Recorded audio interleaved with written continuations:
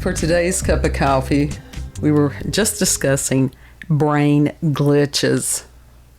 Oh, someone got pissed. That has nothing to do with our cup of coffee. It's just someone got pissed. These are some of the things that we discuss, just brain glitches. Good. So we're going to continue on this as far as some of the mythology around King Solomon. Mm-hmm. And because when I found this article, it had several different parts to it. Yeah. And it was very lengthy. And there was no way that I was going to do one that was that long. But this one's got some really cool stuff. Yesterday we discussed the Seal of Solomon, which was the magic ring. Mm-hmm. And this article has a little bit of a smattering of that. But it's got a different spin. It's a spit. It's a spittle. It's got a little bit different spin to it. And this does come from Grunge, and it's by Benito Cereno. Benito. What a cool name is that? Benito Burrito. What? Benito is an Italian name, I do believe. So you're mixing cultures there. Yeah. That was the first word that came to my mind. I'm not doing it intentionally. We can do as you far act like as I pay attention to the shit that comes out of my face. With association, I'd do a psychological study on that. This was from February the 10th, 2020. And the article is entitled The Untold Truth of King Solomon. And with that, some of these, of course, you got clickbait titles. That's all you can say. It. Because how can it be an untold truth if it's all speculation and myth? Exactly. So, hey, you have to admit that with our titles on our videos, there's no clickbait. It's just like...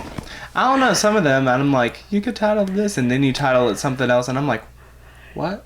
I do what I can, it depends on my ability to function at any point in any given day. Uh-huh. It's compromised. Uh-huh. We'll go with that, yeah.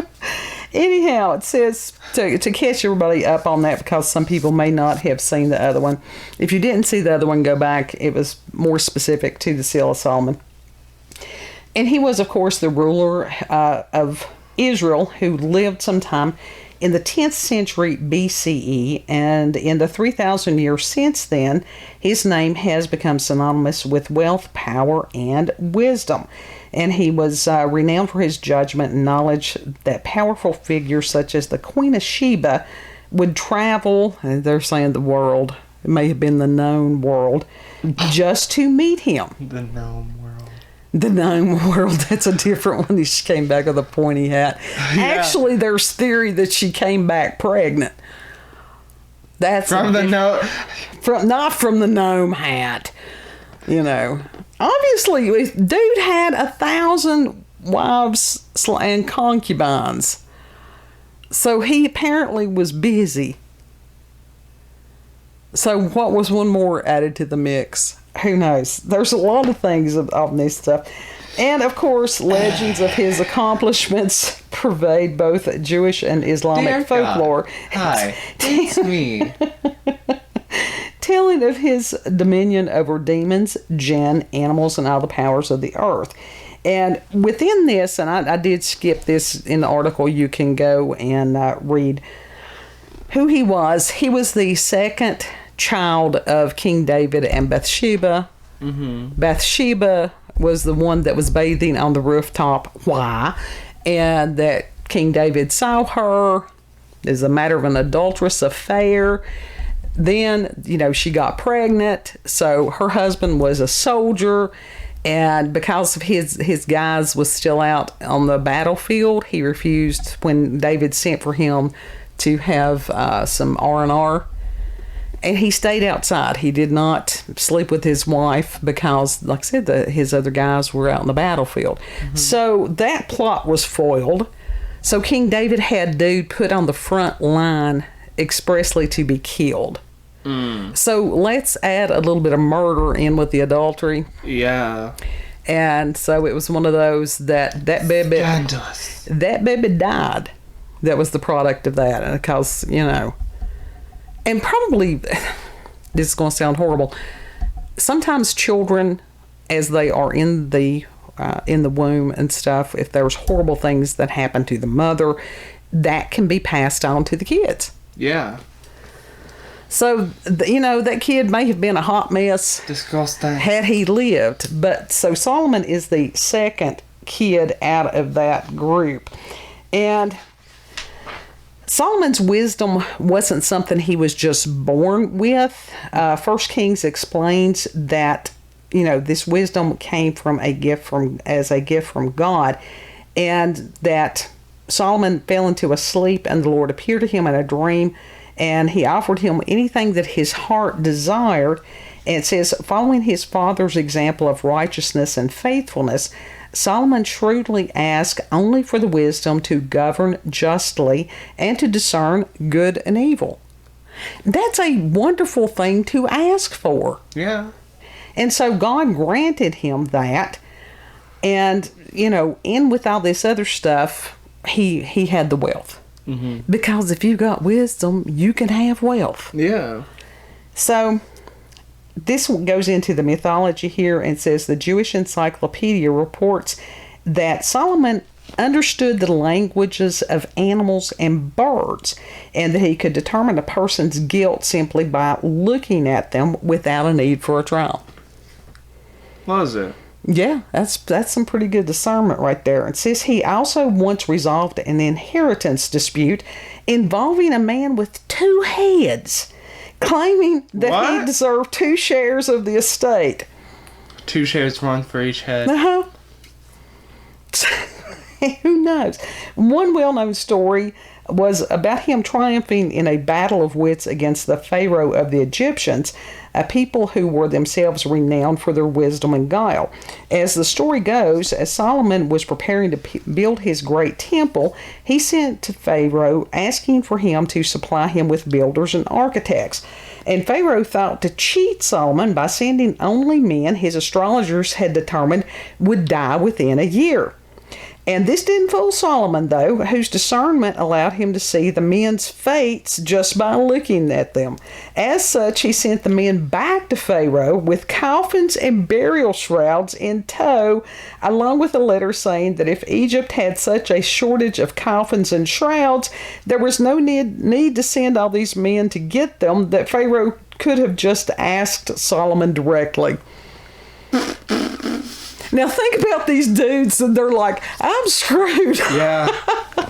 So that, then we have about the robot chair.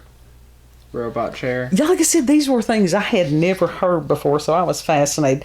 It says Solomon's great wisdom and great wealth were both on display in the king's wondrous throne, which according to Jewish rabbinical literature was a mechanical masterpiece in which golden robot animals performed a wonderland of functions as Solomon ascended to his seat of power. Now, there's a difference between a fucking robot and an automaton. More than likely, those were automatons. Yes, I think so too. I think they were automatons. I'm just reading what the man wrote. They're wrong. He's wrong. Well, take it up with Benito. Benito Burrito, you are wrong.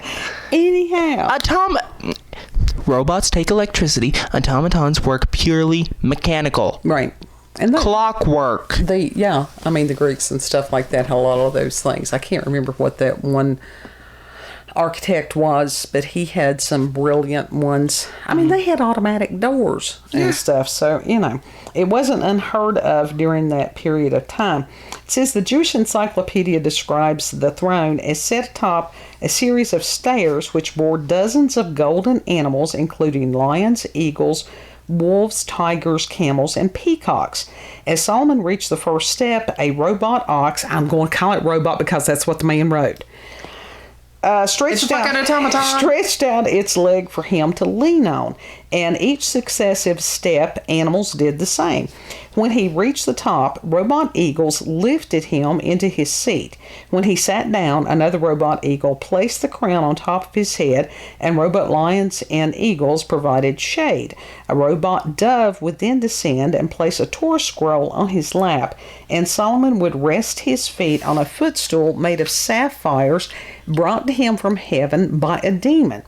When people came to petition the king, all the animals would make their appropriate noises, which would scare off people who came to deliver false testimony. After Solomon's death, the throne is said to have been taken by foreign kings who looted Solomon's great treasures.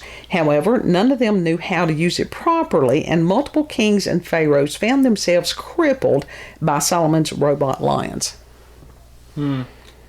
Okay. So I thought that was pretty interesting. That is really cool. Yeah. If it's real.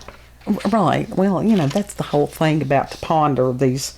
Don't say it's fact if it's not real. Well, I didn't say it was fact. I'm talking about them. Benito said it. That's what I'm talking about. Benito fucking burrito. All right, and it says, until his downfall... Benito Osama bin Laden Brown. Until his downfall, Solomon was considered the true monarch of the whole world, including the animal kingdom and the realms of angels and demons, with demons bringing him jewels and animals supposedly walking willingly into the kitchens and offer themselves as food for him. So, I can't see that really happening, but that's just what it's. That's the whole point about legends and myths. They can be cool. As the Jewish Encyclopedia explains, however, Solomon's most loyal animal companion was a giant eagle that would do errands for him, and one of these errands was seeking out a magic worm that helped Solomon build the temple. Since I've been doing the Dune series, it just sort of worked in there. Solomon had a throne of light that he would place on the eagle's back, and the eagle would fly him to the cliffs of dark mountains where God had chained up the fallen angels, Uzzah and Azazel. The eagle would perch on the chains, and Solomon would use his magic ring to compel them to reveal to him all the mysteries of the universe, thereby increasing his wisdom. It's like Lord of the Rings things with the eagles. And maybe that's where he got the idea that he had heard this legend. I told you it was interesting stuff. It is interesting, but I'm like, Then, King Solomon is supposed to have also had an enormous flying carpet. And the carpet features... This carpet features heavily in a famous Jewish legend that is retold in the Quran, in which Solomon goes to the Valley of the Ants. According to the Jewish Encyclopedia, the carpet was 60 miles long and 60 miles wide and was made of green silk and gold thread. Thousands of people could sit on it with him, and one day he was flying around and boasting about how great of a king he was, and the wind intentionally shook off 40,000 people to teach him some humility. Well, now, how did that teach him? It was the 40,000 that their asses hit the ground. It wasn't his. Right. So, the carpet then flies over the Valley of the Ants, and Solomon hears the queen warning her ant subjects to hide lest the evil Solomon destroy them. Solomon asks the ant queen what she means, and she demands to be treated as an equal with him. Solomon gets mad when the ant queen says she is a greater monarch than he is, but she points out that he was born of a common man and an adulterer, no less. Shamed, Solomon flies his magic carpet back to his giant palace. Damn. Now, the ant queen, she busted on him. Yeah. She told him about this himself. Tiny little ant queen. Hey, ants are incredible creatures. They honestly are. It says, in many popular folk tales of Solomon, it goes back to the Seal of Solomon or the magic ring. And we were discussing how that they think that it was the six-pointed Star of David on it. But it says, in early demonological texts, the Testament of Solomon, the ring is described as bearing a pentalpha, which is also a pentagram. Okay. Because it is a pentagram is a symbol of protection, people. Mm-hmm. It's not Satanism. That's the one that's flipped upside down. Yeah. It says, in this Testament of Solomon text, Solomon receives the ring from the archangel Michael. And I think the one yesterday said it was Gabriel, didn't it? Yeah. So it says Solomon he summons the demons one by one, learns of their powers and the dominions to which constellations they are bound, as well as which angel has power over them. which is really pretty cool. And that was part I remember reading some of that. I'm going to have to order that book again. I did put the name of the book in yesterday's description box. It says the cornerstone of the temple, which was thought to be too heavy to lift, was put in place by a wind demon that Solomon had captured in a wineskin. Why not? And it's also supposedly he summoned the demon of the Red Sea, who had powered the Egyptian wizards who had fought with Moses. Loves it. Like I said, why not? Now, going back to this magical worm, it was called the shamir, and supposedly was used to build the temple because it had the power to cut through stone, iron, and even diamond. That's a hell of a worm. Yeah. It says, as the Jewish Encyclopedia explains, Solomon used his power over the demons to ask the chief of demons where the shamir could be found, and the demon had told him that the worm had been entrusted by the prince of the sea to a bird called the mountain cock, who had sworn to defend it with his life. Solomon and his men searched all over for the mountain cock's nest, and when they found it, they covered it with glass. When the cock returned and couldn't get through the glass, he got the shamir to cut through it. And then after the bird produced the worm, Solomon shouted, causing the bird to drop the worm, and then Solomon took the worm for his own purposes. Okay. That sounds like an Aesop's fable. Yeah. You know, where they had gotten the crow to take whatever. And It sounds like they were stolen from something other than, Well, who knows? I mean, like I said, this is, that may go into like the pseudepigrapha where it was claimed to be written by somebody and it was not. Oh my God, you said it right. Leave me alone. It's been a rough day. It says out of... You said it right, though. Yeah. Yesterday you were struggling. I get stressed and it makes it worse. It says, out of all the demons Solomon tangled with during his 40-year reign, the one he most butted heads with was the chief of the demons, Asmodeus. And it says in a story from the Talmud known as King Solomon and Ashmedi, which is another version of the name of Asmodeus, after Solomon captures Asmodeus, so he will tell him the location of the shamir. And it says in this version, however, that it's a magic rock rather than a worm. Loves it. I think the worm is more interesting. Yeah. Anyhow, Solomon holds the demon and asks him a number of questions relating to demon's weird behavior. It says when he asks him about the nature of the demon's powers over humans, Asmodeus tells Solomon to give him his magic ring and that he'll show him. And for some reason, he does. The wisest man on earth, yes, does a dumbass thing. Even he had a derp moment.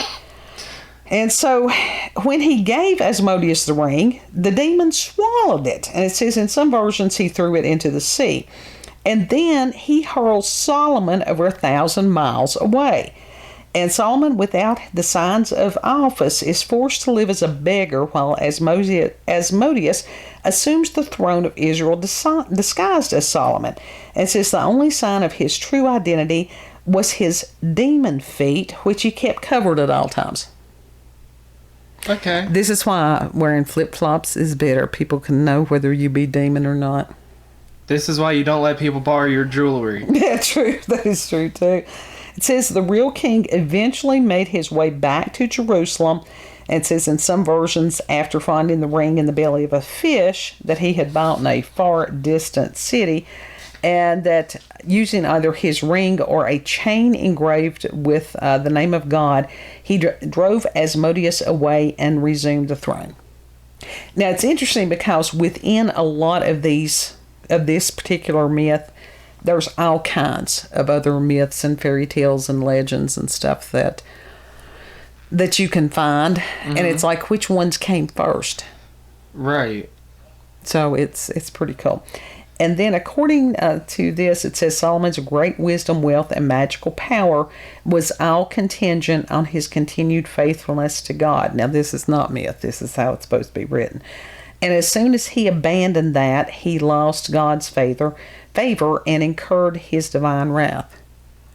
Yeah, you can't sin and expect to, for God to continue to bless you because you move yourself outside of his protection. No. And it says that God Why? also punished him and his line, his lineage, by removing most of the tribes of Israel from the rule under the line of Solomon. 10 of the tribes of Israel rejected Solomon's son and heir Rehoboam. Yes, that's Rehoboam, making Solomon the last king of a united Israel. Rehoboam became the king over the southern kingdom of Judah, while the northern kingdom of Israel installed Jeroboam as their new king. And it says that the united monarchy had lasted just over 100 years, and the two kingdoms were never united again. Damn. Yeah. Well, shit. Well, you know, it works if you do things God's way. It doesn't work so good if you don't. Oh, no. But I thought those were pretty cool legends. Yeah. I think they were pretty good. Yeah. And if I don't know how true they are, but... Well, it doesn't matter. I mean, it's fun to hear legends. It is fun to hear different ones and stuff. And it's like we had some yesterday that just because it was about Solomon that I got down duted because... You made it, Mom, and you got it down, dude. And it's like, I don't understand that. It's like, people just learn to live with other people, leave other people alone. Honestly, it's like we are living in a world of kindergartners. I've been low-key kind of trolling people on TikTok now, so it's all good. Oh, stop that. Don't do that. And what happened to that? If you don't have anything nice to say, don't say anything. I'll tell you about it in a minute. Okay. I'll tell you about it. Yeah. I don't know. A lot of these people are attention seeking. There's things that I ponder. Why do people hate people that they don't even know? I'm not hating on anyone. I'm not really spreading negativity, but, you know. But that's just part of my existential crisis that I've been in for almost 57 years. Yeah. I don't do Time well. to get out of it. I don't do well on this planet. I really, really don't. But I thought it was cool legends. Yeah. So, I liked them. Yeah. Anyhow, if you've had experiences with the supernatural, paranormal encounters with UFOs, aliens, cryptids, if you do have local, regional, or family myths or legends, send us an email, cupofcoffeewithscream@gmail.com, and the email address is in the description box. So, know that you're loved. Know that you're appreciated. And we don't have to agree with everything. You don't have to agree with anything with us. It's just a matter of being respectful. We're respectful of y'all. Yeah. Well, it could have been worse. A down dude, that is pretty respectful. No, that's okay. But I knew why that it was, and I'm like, and that's okay. Yeah. You know, people make choices. It's still cool stories. Choices. Yeah, it's still cool. It's still cool choices. I don't know about that, but it's still cool stories. Yeah. If you like this video, don't forget to like, share, comment, and most of all, subscribe and click that notification button for daily notifications of our daily uploads. Thank you all, and have a good. I think we all need a magic carpet. I would be Aladdin with the magic Yeah, carpet. that would be pretty cool. Yeah. It would be a whole lot easier on the raccoons and the possums around here. Yeah. So you all have a beautiful, blessed day. We'll see you on the next cup. Bye.